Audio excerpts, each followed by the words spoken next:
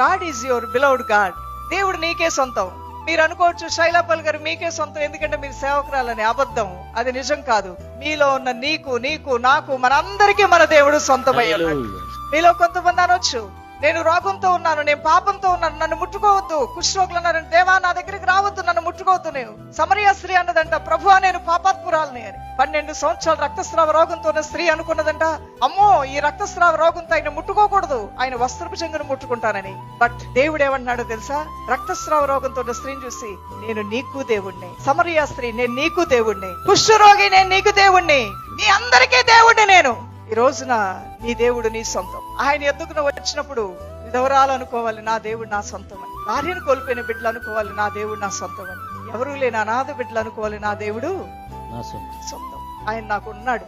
సమూహాలను చూసి, ఆర్భాటాలను చూసి హాయ్ హోయ్ అని చెప్పే దేవుడు కాదు. సమూహాల్లో ఉన్న నిన్ను